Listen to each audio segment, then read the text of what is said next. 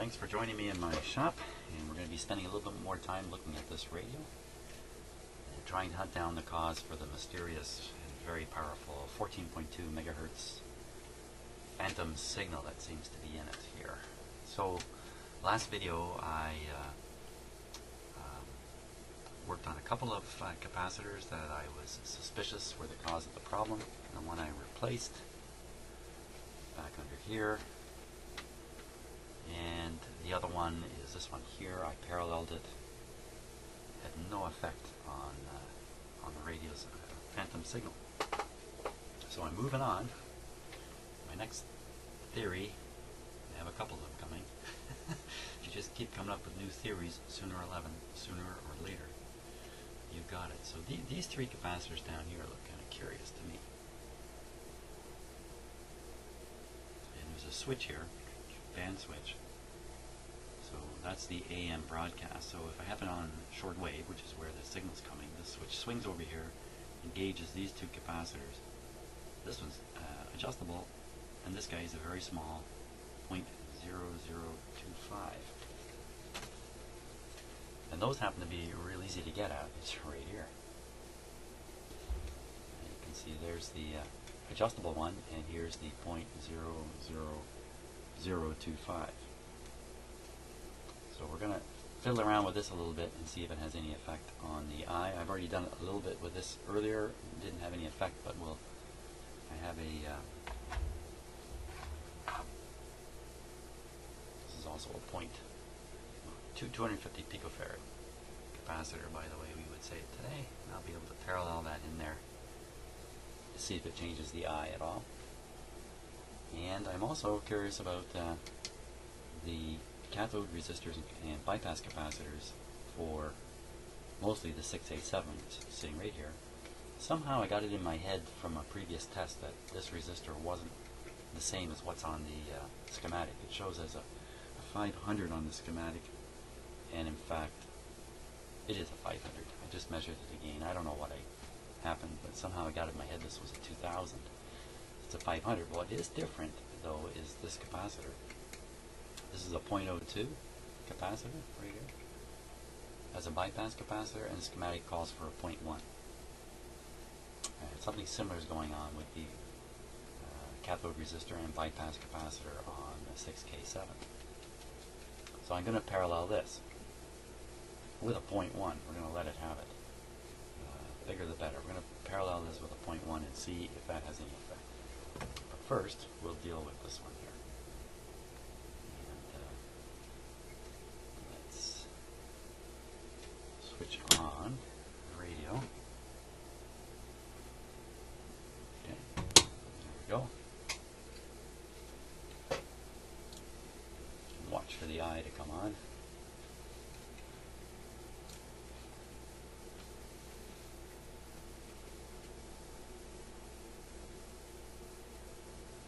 There it comes now. I've got the radio operating on restricted supply voltage. Could have it run on full voltage, but I'll just leave it restricted. It's good enough. I will verify the signal's there. Yeah, there it is. Right there. Okay, first one to experiment with then is 250 picofarad capacitor. Keep my fingers away from the leads there.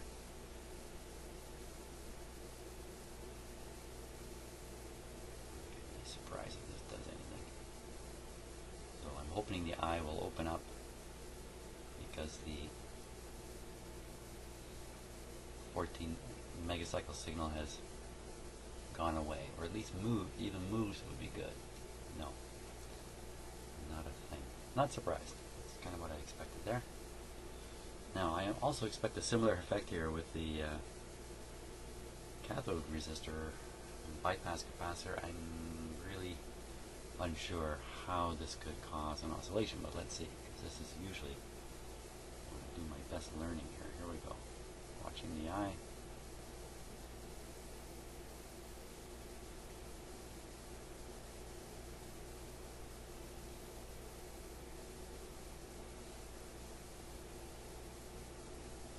No, I don't see any effect.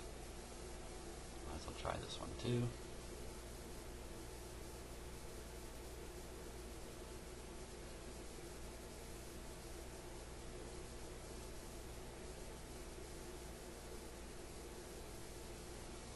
Nothing's happening.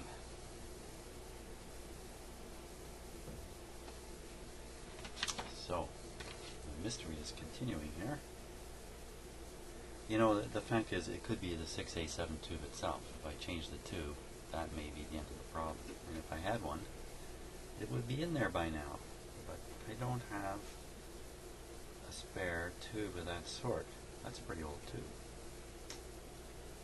So we can't do that. So what am I left with? I'm left with next to nothing here now. Yeah. Okay, you know what? Maybe an area I haven't really thought too hard about is an oscillation actually occurring out in the antenna area.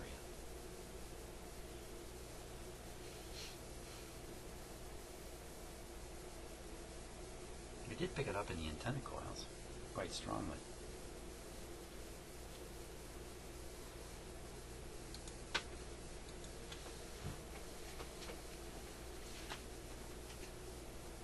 It's an easy thing to check, you know. It's really easy. I just fiddle around here and short these coils out a little bit.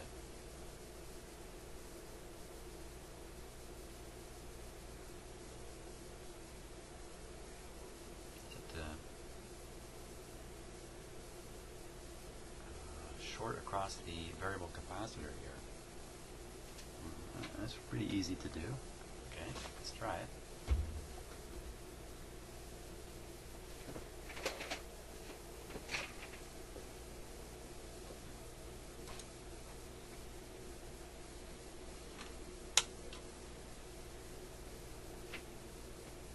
Watching the eye now.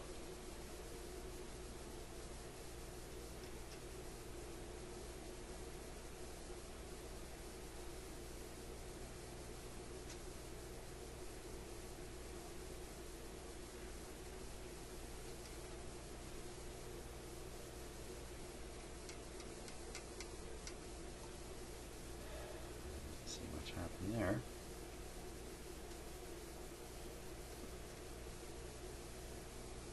Now watch this one. So if I touch the cap, I think it disappears. Yeah. Yeah.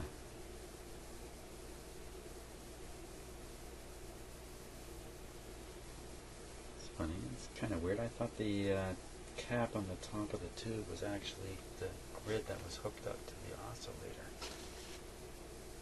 Wow. Okay. Give me a little more light here.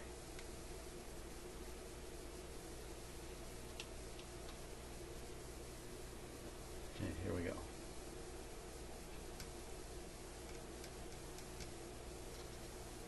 Am I really shorting it out? Let's go down a little further here. Hey. Hey, hey, hey.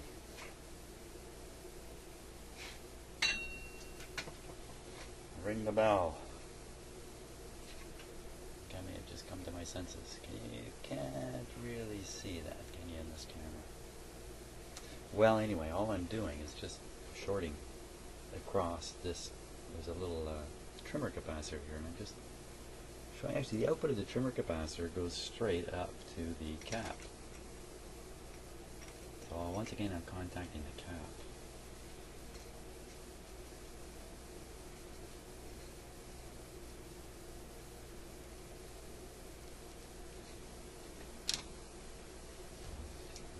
Turn the trimmer,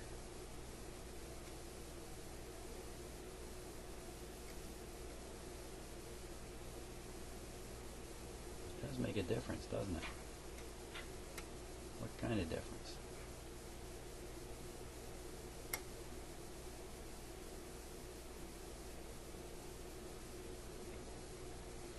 Now, wait a second.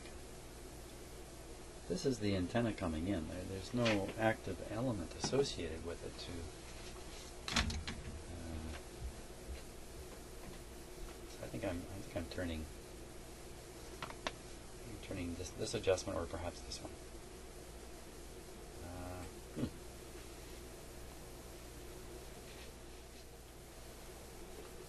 Okay, well, anyway, I've kind of run out of really good ideas here, so maybe it's time for more information. And I'll tell you what I've become really suspicious of, and that's that the tube itself is the source of the oscillations in some manner, and the only solution that can be applied is to put a different tube in there. And I don't have one, so we can't do that. But we can explore the situation a little bit further, I think. I have a crazy enough idea I think it's worth trying anyway. I'm not sure how well it's going to work, but see if we can sniff out a little more about where the oscillation is occurring. I'm going to use my other radio here to help out. There.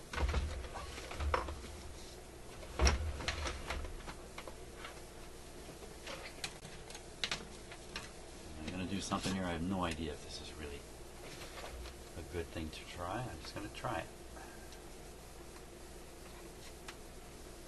Okay, resistor just gives me a place to clip my antenna on. I'm not actually using the resistor. You didn't even see that anyway. Okay, so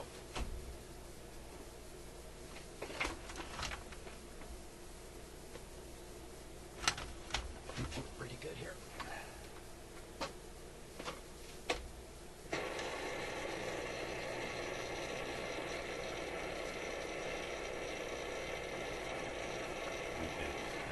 So you can see it. Quiet. Back just a little bit. Okay.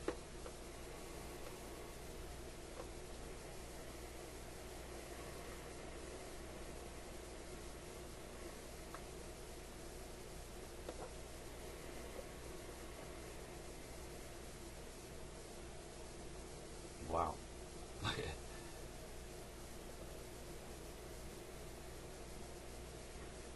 It's got pretty quiet there. What was that?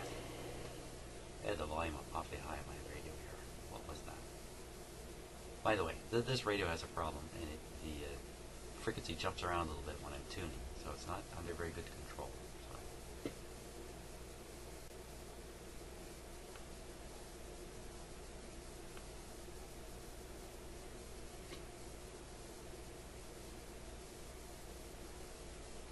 733.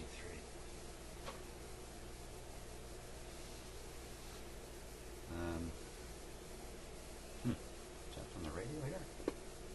Oh.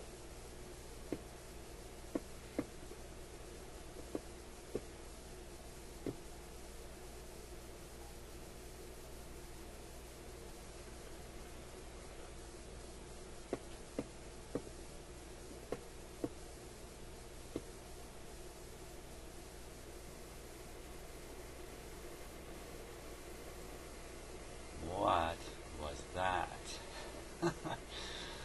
That was pretty strange.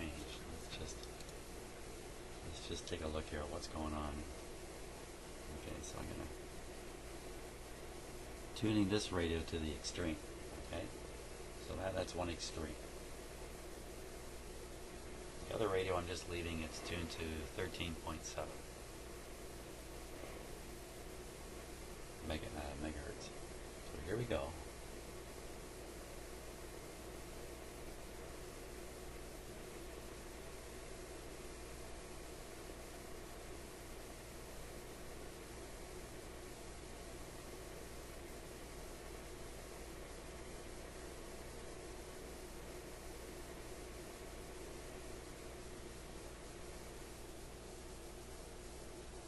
Oh, let me turn back. Oh yeah, okay.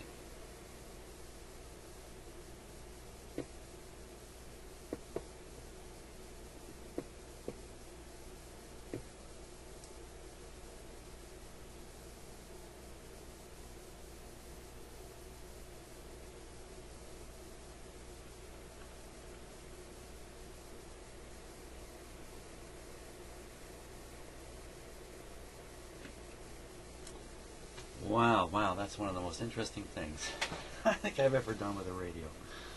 Right there. So, what's this telling me now? I don't know what to make of this exactly.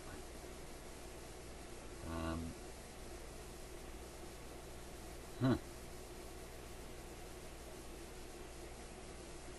Now it's a little interesting. This radio over here is a little like the IF now. Only instead of being tuned to 455, it's tuned to 13.7 megahertz. So anytime you mix signals successfully in the radio to produce a 13.7 product, out it comes. The interesting thing is, I was really only expecting one. Yeah, just one. And that was 14.2. Isn't that where the real action was in this radio? Oh. I thought, oh boy.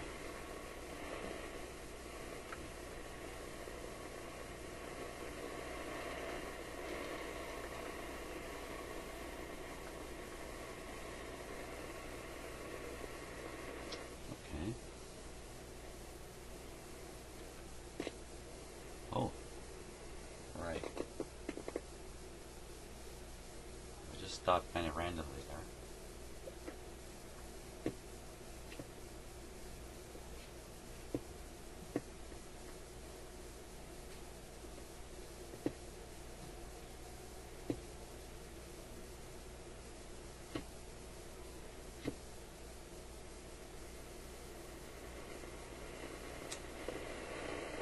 I'll have to go and think about this a little bit, which is why it's so worthwhile to try something like this.